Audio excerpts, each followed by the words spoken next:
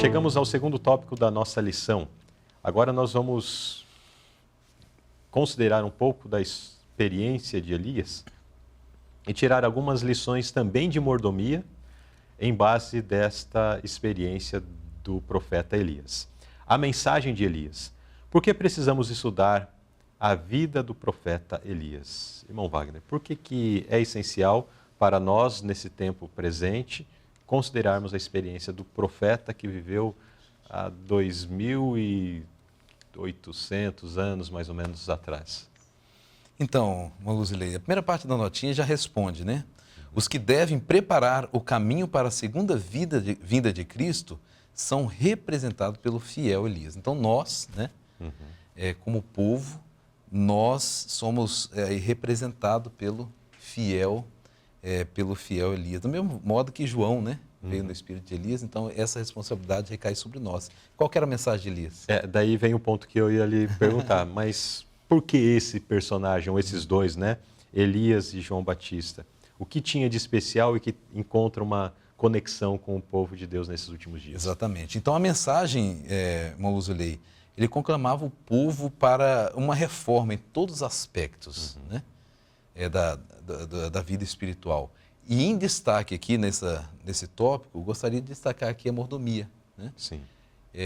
Nós como povo precisamos estar atentos, né? E esta reforma deve estar também presente na nossa mordomia cristã, né? Então, na vida do profeta Elias, né, isso, quando conclamava o povo para uma reforma, então aí estava inserido também, está inserido para nós hoje uma reforma nos aspectos da mordomia cristã, colocar novamente no caminho, né? O povo havia se afastado, estava debaixo de grande maldição também, na época do profeta Elias. E hoje também, a mensagem para hoje, para nós atentarmos à reforma nesse sentido da mordomia cristã. Certo. A pergunta B nos aponta para alguns aspectos interessantes. Diz assim: o que significa proclamar uma parte essencial de uma mensagem vivificante? Contextualiza para a gente aqui, irmão Wagner. Confessamos que essa foi a pergunta que dedicamos um pouco mais de tempo para entender a essência dela dentro desse contexto da mordomia, mas conseguimos chegar a um ponto aqui que, inclusive, é muito interessante. Muito interessante.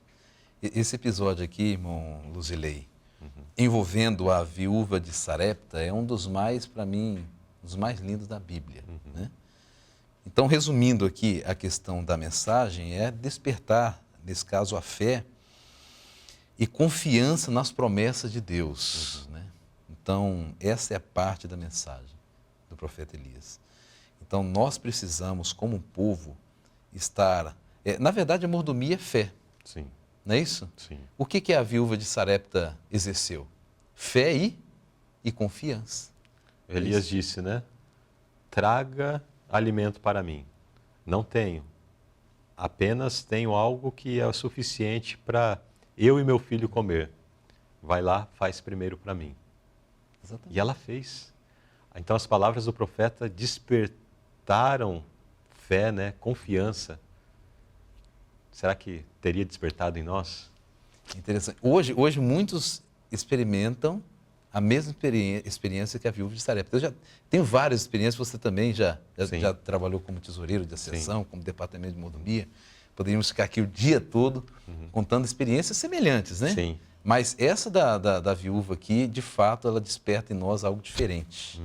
Ou seja, você está ali com mais nada. Ela mesma falou, olha, estou catando os gravetinhos aqui para fazer um foguinho, para fazer um pãozinho, é a última farinha, é o último azeite. Agora chega o profeta Elias e fala assim, não, você vai fazer desse jeito, mas você vai fazer primeiro para quem? Para mim. Para mim. Então, é para nós uma mensagem muito importante que nos motiva a exercer a fé. Muitas pessoas, elas receberam grandes bênçãos, né? E experimentaram a experiência incrível da viúva de Sarepta. Dedicaram para Deus o primeiro. Nesse caso aqui foi as primícias, viu? Dedicaram para Deus as primícias ali e Deus abençoou de uma tal forma que naqueles momentos seguintes ali de seca, nunca lhes faltou o quê? Nem a farinha e nem o azeite e ela sustentou ali a sua família e até o profeta. Sim. Ele também participou daquela grande bênção. A primeira frase da nota diz assim: nenhuma prova de fé maior do que esta poderia ter sido exigida. Elias falou, vai lá, faz o bolo. Ela, não, mas a gente está numa situação bastante delicada. Não pode fazer, não vai faltar mantimento na sua casa. Ela confiou, ela acreditou naquele homem que chegou na sua casa e Deus a abençoou, né? Então, apenas para deixar bem claro aqui em relação à pergunta, o que significa proclamar?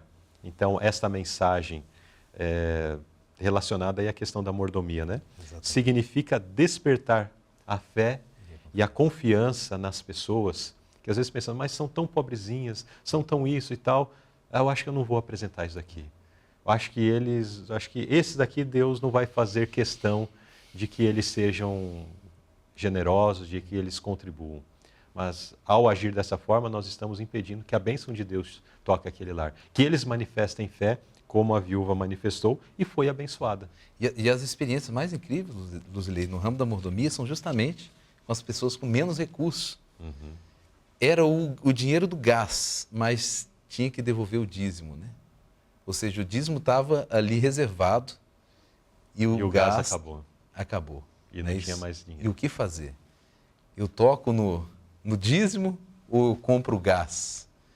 É essa experiência que Deus requer. Deus deseja que o povo faça, não é isso? Para experimentar a bênção. E são experiências maravilhosas. Deus nunca desamparou, não é isso? O salmista Davi já estava idoso e falou assim, olha, eu nunca vi desamparado quem? O justo. E nem a sua descendência mendigar o pão. Ou seja, Deus não desampara. Ele está querendo provar o seu povo. Muito bem. A próxima pergunta vai se aprofundar, então, na questão dos pobres, né?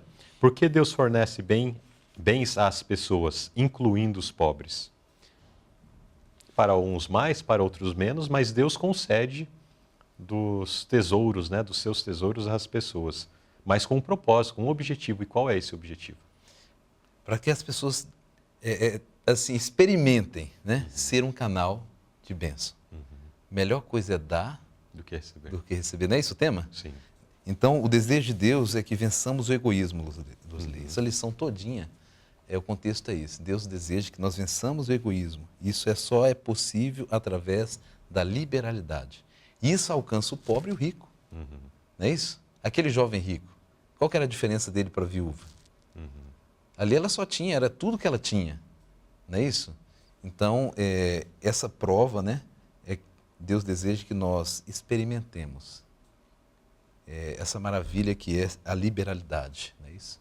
Ele quer que, na verdade, nós sejamos um canal de bênção, onde Ele coloca a bênção e ela só flui através da nossa vida. Certo. Independente da classe social, né? Independente da classe social. Se é rico, se é pobre, todos nós podemos compartilhar. Podemos contribuir. Inclusive, aqui trouxe a referência de Lucas 21, que é aquele episódio onde uma mulher que tinha apenas 2 pequenas moedas. Se nós olharmos para o tamanho das moedas, as moedas menores são as que têm menos valor, né? E nós percebemos aqui que essa mulher, ela tinha apenas 2 pequenas moedas.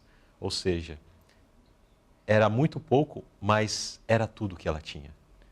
E aquele muito pouco aos olhos humanos, mas o tudo que ela tinha, ainda assim, ela dedicou aquilo ao Senhor. Exatamente. Ela deu tudo o que possuía para a causa do Senhor. Aquilo que chamou a atenção de Jesus, né? Foi. Na verdade, muitos naquele momento estavam entrando, e tinha um momento especial, Luzilei, alguns até contratavam músico para tocar, enquanto trombetas, enquanto eles ali levando grandes somas, né? Isso, balançando para todo mundo ver o que ele estava fazendo.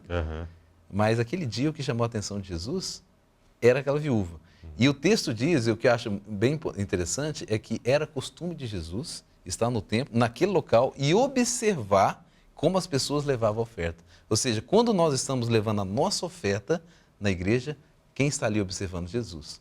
Mas ele não está observando a quantidade que você está levando, mas sim o que está te motivando, né? Motivação do a coração. motivação do coração, entendeu?